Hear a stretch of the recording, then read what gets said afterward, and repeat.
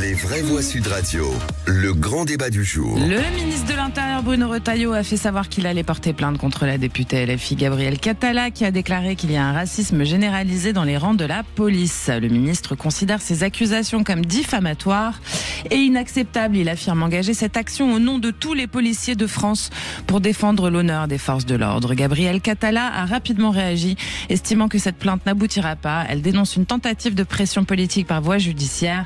La députée critique également le fait que des moyens publics soient mobilisés pour cette action. Le racisme est un délit. Parler de racisme généralisé globalise un jugement sur une somme d'individualités sans doute très différentes. Du coup, c'est une forme de racisme anti-policier dont la députée se rend coupable. Faut-il pour cela l'attaquer au risque de rentrer dans son jeu et d'alimenter la violence dans notre pays? Ou alors la déclaration de Gabrielle Catala trouve-t-elle un écho sur votre vision de la situation? Ça, c'est Parlons vrai. Répondez à la question sur le compte X. Bruno Retailleau a-t-il raison d'attaquer en justice la députée LFI qui accuse la police de racisme généralisé? Vous dites oui, il a raison à 88%. Ah, c'est assez clair. Hein. Et pour en parler, nous sommes avec Jean-Christophe Couvi, secrétaire national du syndicat de police Unité. Rebonsoir Jean-Christophe.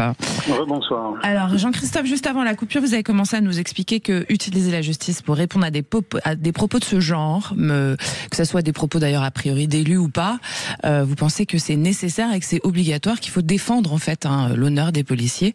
Et vous allez d'ailleurs vous porter partie civile. Oui, parce qu'en fait, les policiers, en tant que service public, nous, on peut pas se défendre sur le terrain. C'est-à-dire, quand on nous attaque, on nous insulte, la seule façon, effectivement, de redonner notre honneur, c'est le tribunal. Donc, on sait bien qu'en ce moment, c'est la saison des festivals et que LFI, on est jamais déçus avec eux. Hein. C'est toujours un festival toute l'année. Et je sais que Monsieur Léaumont, Thomas Porte, au mois de mai, avait fait des sorties médiatiques par rapport aux policiers, accusant encore une fois d'avoir un racisme structuré dans la police. Et ce qui est marrant, c'est que 15 jours après, notamment Monsieur Porte demandait la protection de la police. Donc on lui a donné des policiers pour le protéger parce qu'il était menacé. Donc vous voyez, quand ils ont besoin, effectivement, ils savent appeler la police eux aussi à leur côté. Maintenant, moi, ça me fait rigoler quand l'argument suprême, c'est de dire, attention, l'argent de l'État et des contribuables, pour aller au tribunal, va être utilisé à mauvais escient. Bah écoutez, il y a des députés, notamment LFI, qui avec l'argent des contribuables ne se privent pas d'acheter de la drogue. Voilà, donc moi je préfère qu'on paye des avocats et qu'on aille au tribunal pour effectivement au moins laver notre honneur, et que certains utilisent l'argent que les contribuables leur donnent pour des choses un peu meilleures. Bon, alors, et en plus la consultation évolue sur le compte X de Sud Radio, hein, continuez de voter, mais on est passé à 93%. Bruno Retailleau a raison d'attaquer en justice. Priscilla Ludowski, vous avez d'ailleurs, après la période des Gilets jaunes, souhaité rentrer un peu en politique. On a quand même l'impression que le discours politique, chez certains, mais devient de plus en plus incitatif à la violence, hein. À la violence, je crois pas, mais je crois qu'il y a un jeu du débat national, en fait, où il y a des propos qui sont plus provocants que d'autres et que ça crée ce que c'est en train de créer là. Parce que je pense que si elle n'avait pas utilisé le terme, il ou elle n'avait pas utilisé le terme généralisé, ça aurait éveillé les personnes peut-être. Et donc, moi, je pense que utiliser l'outil de la justice quand ça arrange, c'est pas souhaitable. Quand les forces de l'ordre se font attaquer ou invectiver, ok. Quand dans la société civile on se fait invectiver ou on se fait insulter aussi, sauf que c'est pas totalement le cas. La justice n'est pas forcément du côté de la population. Ce qui est dommage, c'est qu'en fait, si le ministre Retailleau attaque les députés ou la députée en justice, il s'attaque aussi à ce que dit depuis des années la défenseur et le défenseur avant des droits, qui ont produit des rapports, parce que c'est documenté ce racisme. Ça sort pas d'un chapeau. Donc en fait, il y a quand même des chiffres qui attestent de certaines choses. Il faudra, je pense, que s'ils vont jusqu'au bout au tribunal, il faudra qu'ils s'en défendent. En fait, ce que vous dites, il y a certains cas de racisme dans la police. Jean-Christophe Couvi va répondre, mais c'est le généralisé qui, on est d'accord, vous semble... Il y a 150 000 policiers en France, ils sont pas tous racistes. Mais effectivement, quand on a des faits graves qui se produisent, ils sont pas forcément sanctionnés. Et je pense que c'est ça aussi qui donne l'impression que c'est généralisé, parce qu'il y a une forme d'acceptation et de silence et de non-dénonciation de la part du corps de métier au sein des policiers ou même des gendarmes. Jean-Christophe Couvi, dans la police, il y a dans la nouvelle génération de policiers, il y a énormément d'enfants qui sont issus de l'immigration, qui sont devenus policiers. Donc il y a une police qui est colorée et de toutes les cultures. Donc il y a forcément des cas de racisme comme il y en a partout, mais on peut absolument pas parler de racisme de global en fait pour la police. Ah ben non, moi j'engage justement les députés LFI qui ne croiraient pas, mais de venir dans les commissariats et de voir un petit peu justement les policiers. On est à l'image de la société. On est nous aussi, on a plein de policiers issus de la diversité. Moi-même, je travaille avec Linda Kebab, vous voyez, donc et j'ai plein d'autres collègues issus. Oui, c'est la patronne du syndicat. Ouais.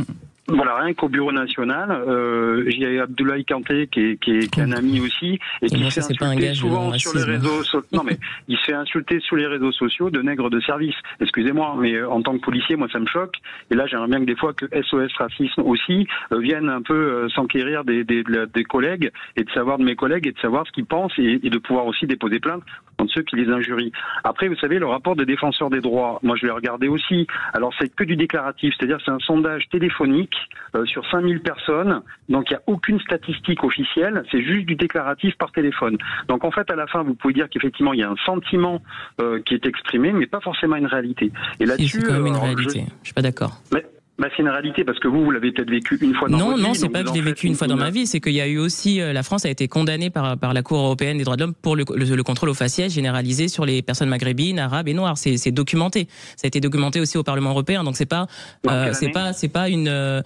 J'ai pas les années là, mais je pourrais les retrouver, les données à Sud Radio. C'est pas un souci. Je suis pas en train d'inventer. Mais je dis juste qu'il y a pas 150 000 policiers racistes, mais il y en a et ça existe. Il y a vraiment des pratiques qui sont inacceptables et qui doivent être dénoncées. Et si votre camarade a été lui-même activé sur les réseaux, c'est aussi normal que ce soit dénoncé. C'est des deux côtés.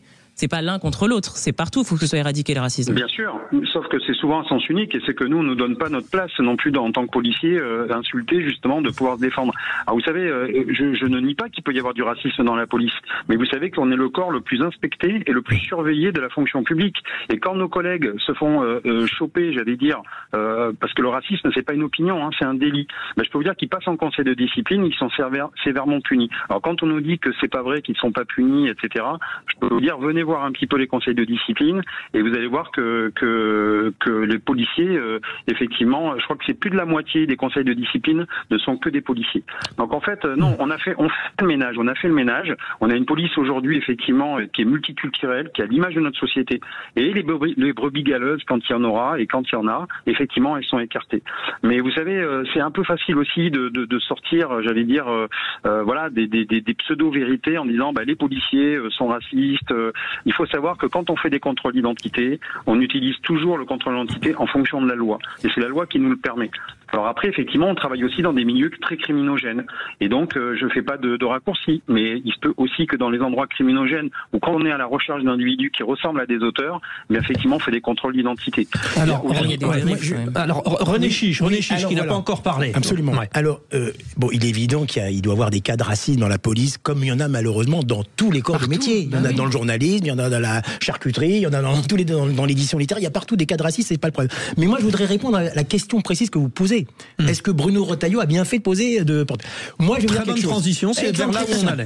Premièrement, que ça soit clair, j'exècre LFI. J'ai même eu des débats ici houleux avec certains représentants d'LFI.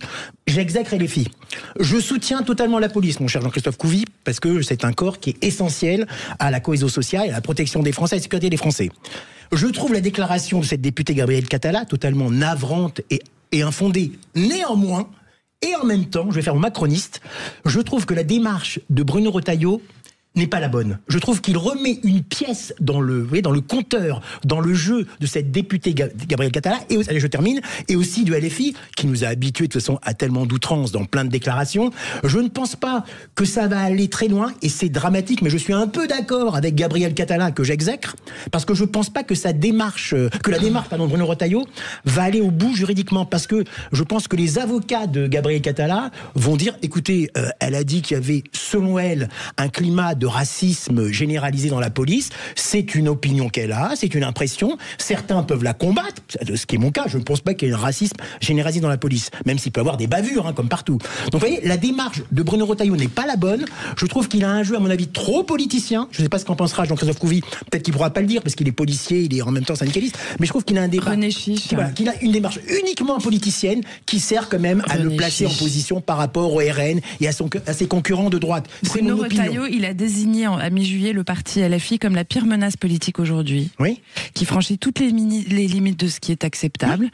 Et il y a une espèce de forme d'impunité. On attend peut-être une mise en examen pour Rima Hassan aussi, pour les propos qu'elle peut tenir parfois, etc. Oui. Donc peut-être que c'est un premier pas vers la fin de l'impunité des LFI. Vous savez que par exemple, c'est Gabrielle Catala, elle aurait dû être, à mon avis, être plus inquiétée, plus mise en examen pour un autre propos qu'elle a tenu concernant le Hamas. Je sais pas ce qu'elle avait dit. C'est ce qu'elle a dit. Elle a dit, si les Palestiniens veulent choisir le Hamas, ils ont le droit de choisir le Hamas. Ça, c'est quand même, je trouve, une remarque beaucoup plus grave que dire une phrase que je n'approuve pas. Un racisme généralisé dans la police. Oui, mais et Priscilla Ludowski l'a dit, c'est-à-dire le terme généralisé globalise, et c'est de ce fait une erreur, quoi qu'on en dise. Non, d'accord. Vous avez ici des points de vue assez divergents. Oui, on en discute, mais à partir du moment où quelqu'un dit tout le monde est à mettre dans le même sac, on peut plus. Il y a quand même 78%, Priscilla, des Français qui considèrent qu'il n'y a pas de racisme dans la police, enfin que c'est pareil que dans les autres milieux professionnels, finalement. Non, ce serait intéressant de comparer les corps de métier. C'est un sondage Opinionway. Je pourrais pas dire il y en a plus dans la police qu'ailleurs, ou il y en a moins qu'ailleurs. Je ne sais pas s'il y a des études qui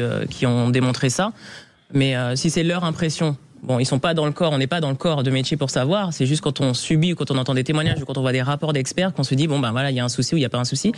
Mais bon, si c'est leur impression, c'est qu'ils n'ont peut-être pas vécu de quoi que ce soit qui va dans ce sens-là, quoi. Jean-Christophe Couvi, et tant mieux.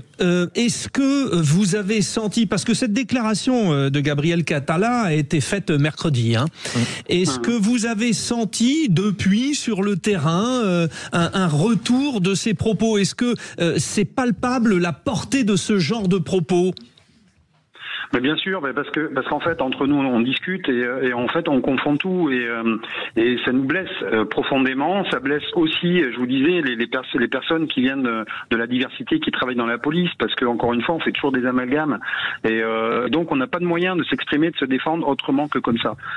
Gérald Darmanin l'avait fait avant Bruno Retailleau, lui aussi avait déposé plainte contre certains députés. Alors effectivement peut-être que les plaintes n'aboutiront pas, ou alors les personnes vont s'appuyer justement sur des rapports d'ONG ou de défenseurs des droits en disant j'ai rien inventé, regardez c'était écrit, etc. Mais au moins ça le mérite aussi de porter le débat, et ça mérite aussi de savoir qui est LFI derrière. Voilà. Moi encore une fois, ce qui les intéresse, et on le sait, c'est les 20-22% de la population qui est réfractaire à tout, c'est d'aller faire du vote communautariste, et donc ils montent effectivement cette jeunesse les uns contre les autres. Ils essaient de récupérer les voix parce que leur grand fantasme c'est d'arriver au deuxième tour, et il leur faut 22% des voix, et donc ils sont prêts à tout par rapport à ça. Et moi, ce que je vois aussi, c'est qu'aujourd'hui, ils sont en train de modifier le cerveau de nos jeunes, de les monter contre nous et de préparer malheureusement les prochains citoyens à détester la police, à détester l'autorité. Et c'est ça que je vois monter et qui fracture la société. C'est ce qui nous fait peur, nous, en tant que policiers. On le voit dans des quartiers sensibles où la majorité des personnes veulent vivre tranquillement. Et il y a une minorité de jeunes, vous l'avez vu il y a quelques jours à Marseille, où il y a un accident de voiture, les policiers sont renversés, et derrière, il y a une douzaine ou une quinzaine de jeunes qui arrivent. J'appelle ça des hyènes, je suis désolé, mais quand on rigole et qu'on essaie de les finir au sol en les caillassant, c'est comme dans la jungle urbaine, il y a toujours des hyènes. Là, c'est ça. Mais ça ne veut pas dire que c'est toute la majorité du quartier. C'est 12 individus qui pourrissent la vie tous les jours. Et ceux-là, on n'arrive pas à s'en débarrasser, on n'arrive pas à les maîtriser. Et donc, du coup, effectivement, il peut y avoir des amalgames après, surtout. 0826 300 300, vous pouvez réagir à ce que vous entendez, vous le savez, à l'antenne de Sud Radio. Nous sommes avec notre auditeur Thomas. Et Thomas, vous êtes policier. Oui, je suis policier, ouais. Alors vous allez pouvoir réagir à ce que vous entendez. Oui, je pense que le débat, en fait, c'est le débat sur la bêtise de la généralité. Généraliser des propos comme ça, c'est très grave. Est-ce que nous, on se permettrait de qualifier tous les députés et les filles de violents suite aux affaires Quatennens, de Logu, Bompard, d'escrocs après les affaires, les mises en examen de Madame Chikirou, ou de drogués suite à Monsieur Ratnon ou Carba? Non, on le fera pas. Et donc, le parti qui se dit de l'ouverture, de la non-stigmatisation, de la non-violence, oui, ça s'applique, sauf quand il s'agit de la police. C'est triste, ce sont des représentants de la nation qui savent pas tenir leur langue et juste faire du buzz pour leur petite personne, c'est désolant. Qu'est-ce que vous faites comme, si vous avez le droit de le dire, c'est quoi votre spécialité dans la police, Thomas? Alors moi, je suis spécialisé dans l'éloignement par voie aérienne. D'accord. Voilà. Alors, René Chiche, vous n'étiez pas d'accord avec ce que vous entendiez là? Parce que là, je crois le débat, c'est est-ce que Bruno Retailleau a raison de porter plainte? C'est pas pour moi, vous dites qu'il n'a pas raison. Mais non, c'est une erreur politique d'abord, parce que je le redis, il remet une pièce dans le compteur de LFI, il donne de la lumière à cette personne, Gabriel Catala, que personne connaissait, et qui a eu des propos, encore une fois, je le répète, beaucoup plus graves concernant ses positions pro-Hamas. Vous voyez, je trouve que c'est beaucoup plus grave que ça, moi, personnellement. Et je trouve que... Mais bien sûr que je soutiens la police, bien sûr qu'on sait que la police n'est pas raciste dans son ensemble, mais en même temps, en tant que députée, toute extrémiste qu'elle puisse être, elle exprime une opinion. Oui, mais... Et vous verrez que devant la justice, la justice aura beau jeu de dire...